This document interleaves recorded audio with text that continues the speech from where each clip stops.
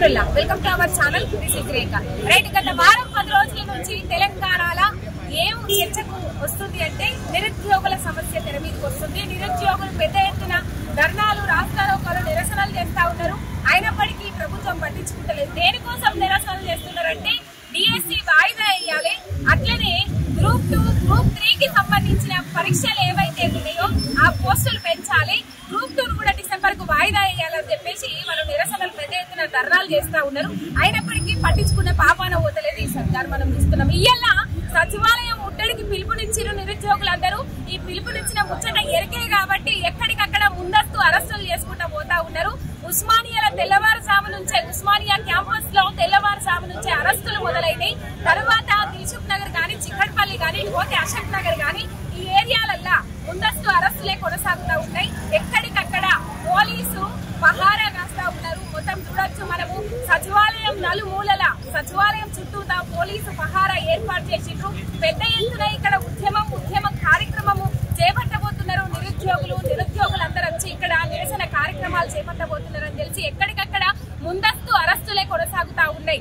చూడొచ్చు ఎంత పెద్దగా, అంటే వీళ్ళు ముందే వాటర్ క్యానాన్స్ కూడా తెచ్చి పెట్టుకున్నారంటే ఇక్కడ ఎంత పెద్ద ఎత్తున జరగబోతుందని అర్థం చేసుకోవచ్చు. అది జరగనివ్వకుండా అడ్డుకుందామనే ప్రయత్నాలు. శనివారం పొద్దుంజాముల మొత్తం పాటలతోని, అశోక్ నగర్ మొత్తం పాటలతోని, నిరసనలతోని, ధర్నాలతోని దద్దరిల్లింది అశోక్ నగర్ మొత్తం. మనం చూసినాము. అక్కడ అరెస్టులు చేపట్టిండ్రు. ఈ కార్యక్రమాలు ఇట్లా కొనసాగుతా ఉన్నాయి. మొత్తం మీద ఒక్కరు కూడా పొంతనలేని సమాధానాలు, నిరుద్యోగుల సమస్యలు వినకపోగా, పట్టించుకోకపోగా పొంతనలేని సమాధానాలు ఇస్తా ఉన్నారు. ఈ వారం రోజుల నుంచి సపోర్ట్ చేయలేదు రేవంత్ రెడ్డి గారు. మనం చూసినాం. సపోర్ట్ చేసిన ఒకటే ముచ్చట్ల సన్నాసులు, దద్దమ్మలు అని చెప్పేసి ముచ్చట మాట్లాడినారు. దాని మీద కూడా నిరుద్యోగులందరూ మండిపడ్డారు.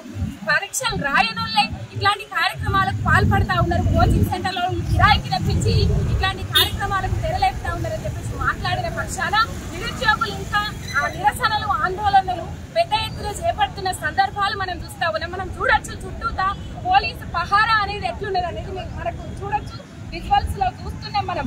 ఇది ఇక్కడ మెయిన్ గేట్ దగ్గరనే కాదు, దాదాపు సచివాలయం చుట్టూ నలువైపులా ఇట్లాంటి పోలీసు పహారానే ఉన్నది.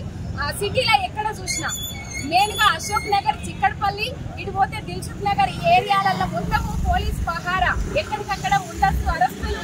ఇక్కడ పెద్ద ఎత్తున ముట్టడి కార్యక్రమం ఉన్న నేపథ్యంలో అరెస్టులు చేసుకుంటా వాళ్ళు పోలీస్ స్టేషన్లకు తరలిస్తున్న సందర్భాలు చూస్తా ఉన్నాం. చూడొచ్చు మనం ఇక్కడ.